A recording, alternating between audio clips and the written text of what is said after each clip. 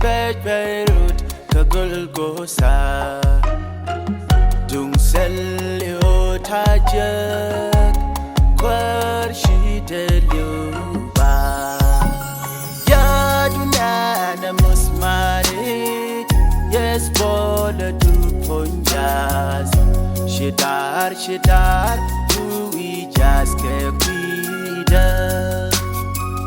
Koskwara Shebet Beirut Kagulgosa Dung Selio Tajak Kwarshi Deluba Yadunana Musmari Yes Bola Du Ponjas Shidar Ui Jas Kekuida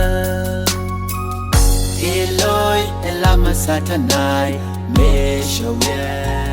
Kusta Sheban Pino Eloi Elama Sana Eloi Elama Sa Chewe Eloi Elama Satanai Kusta Emu Sheban Pino Eloi Elama Sana Eloi Elama Sa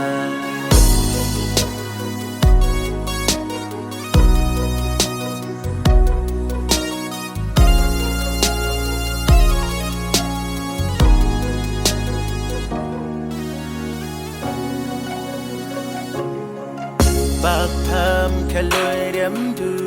penda pin Metalu kwane Shipping telas kadwa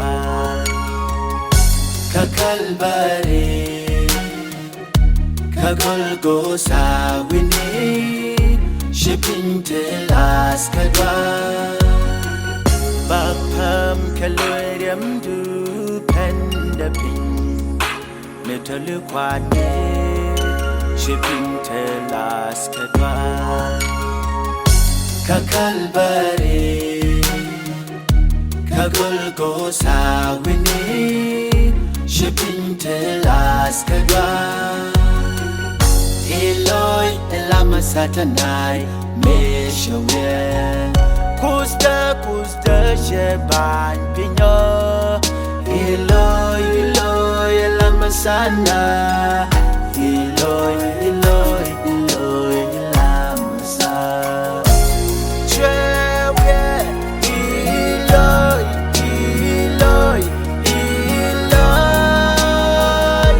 Elama Satanai Kusta Emu Sheban Pino Eloi Elama Sana Eloi Elama Sa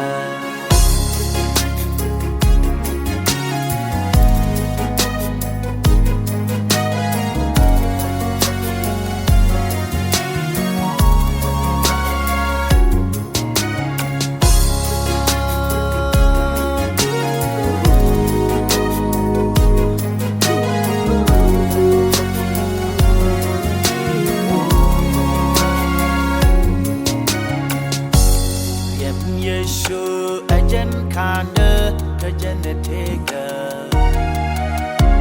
Eram jan shirem dakar kajal jago Ganda karik shakajako Eram jan shirem dakar kajal jago Yem Yeshu ajan kanda kajanetega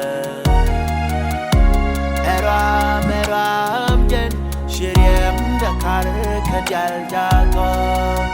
Ganda karik shakajako Eram jan shirem dakar kajal jago Eloi Elama Satanai Meshawe Kusta sheban pinyo Iloy lamasana Iloy lamasana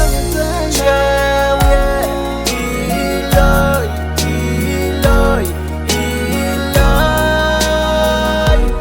lamasana Kusta emu sheban pinyo